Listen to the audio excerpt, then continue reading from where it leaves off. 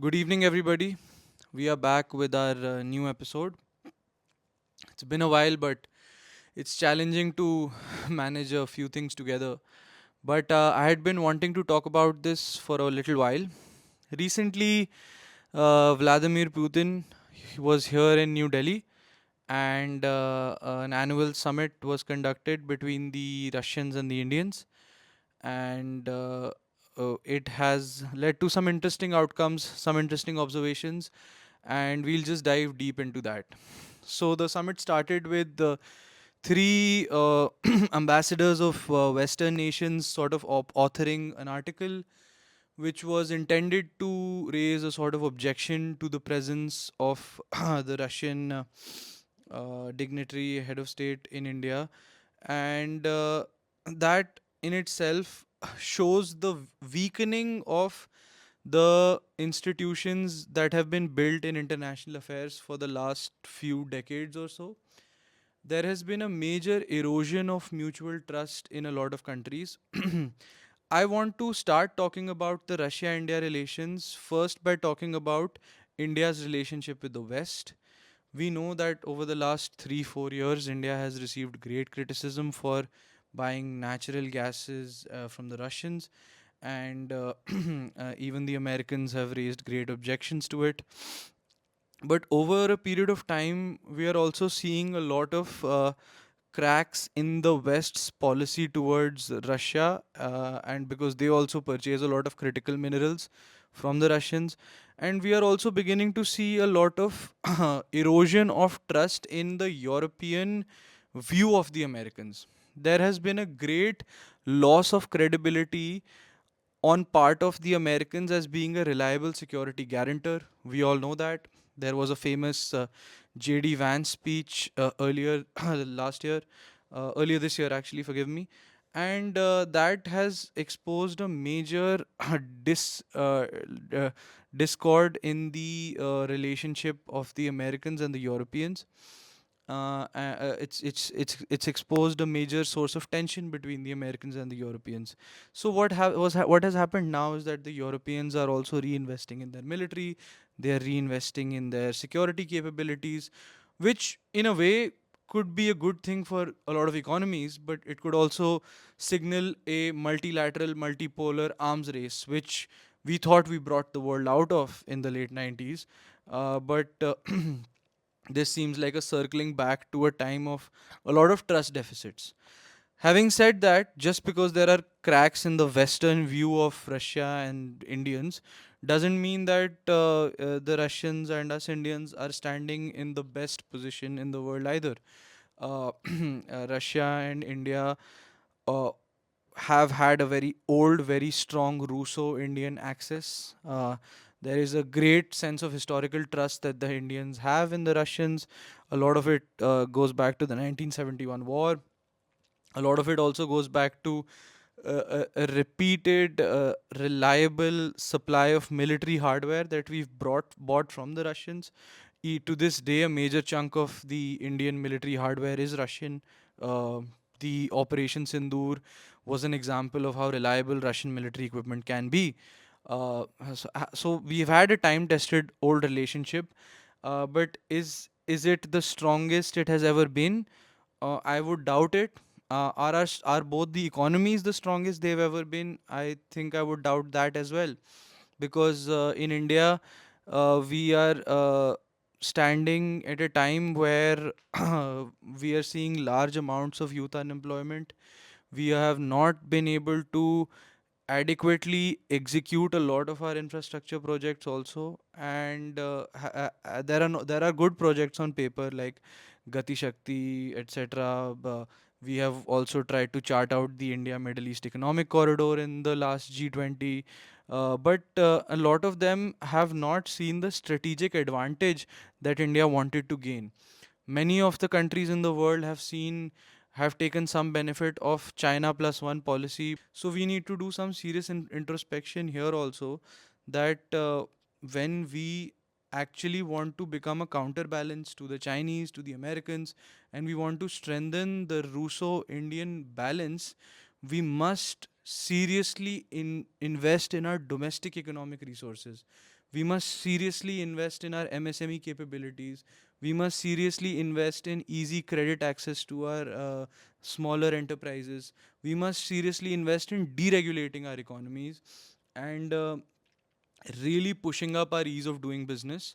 And that is going to be one faucet where we can sort of push this narrative that India can actually be a realistic counterbalance to China. That will not just help the Indians, that is going to help the Russians as well, because the title that I want to give this episode is that there is a case for strengthening the Russo-Indian Axis as well. Now, just because India's economy is not perfect is not the only problem that we have to deal with, because the Russian economy also has some cracks that need to be fixed. They have an over dependence on natural gases and their natural resources. So this over dependence has a natural vulnerability that it exposes. That this is why the West is always so desperate to clamp down on their oil imports, because oil exports from the Russian perspective. That's because that's one of their primary sources of revenue, and that's a key driver for their economic growth. And if they don't diversify from some basic oil and natural gas sectors and some defense related industries, then they have very little productive economic generation assets. And that is also a vulnerability that will keep exposing itself over and over, and that will be exploited by their adversaries.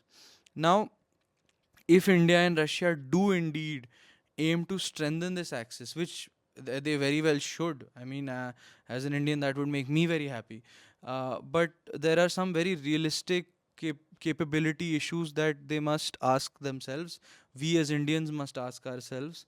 We really need to start deregulating our economy and become an attractive, legitimate investment destination.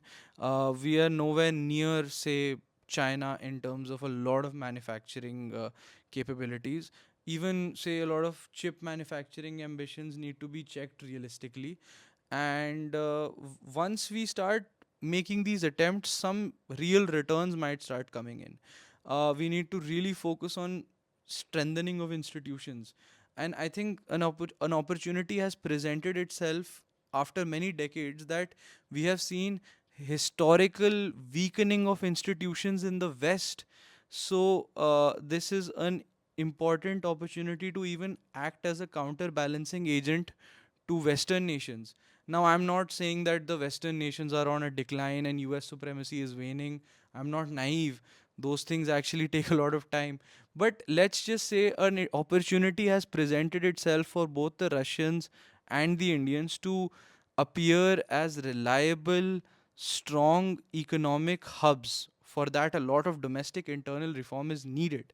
But if that reform agenda is sustained, and these two nations can just build an axis of some minor defense cooperation and strong internal reforms, it could be a genuine force to reckon with.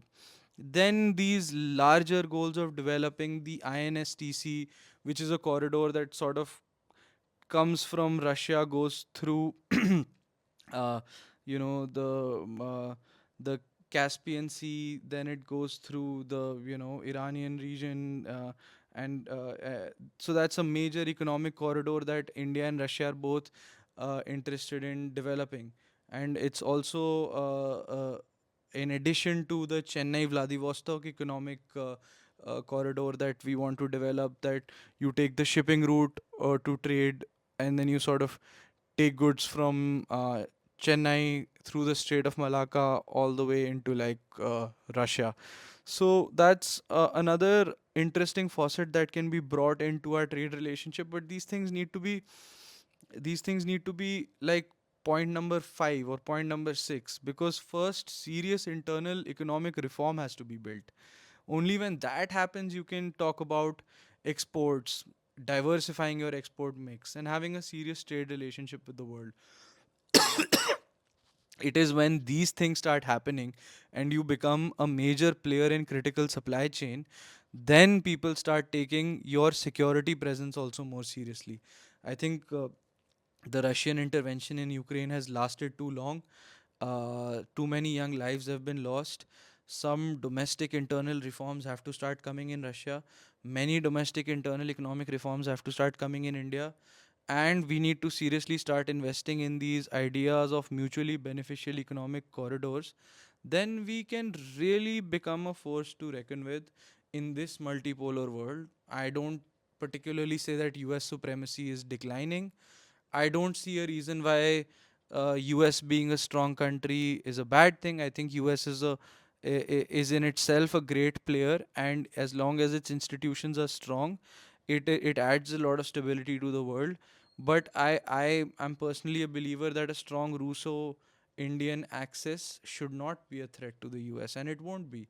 And maybe that is an optimistic view, but let's just think that these are small policy recommendations.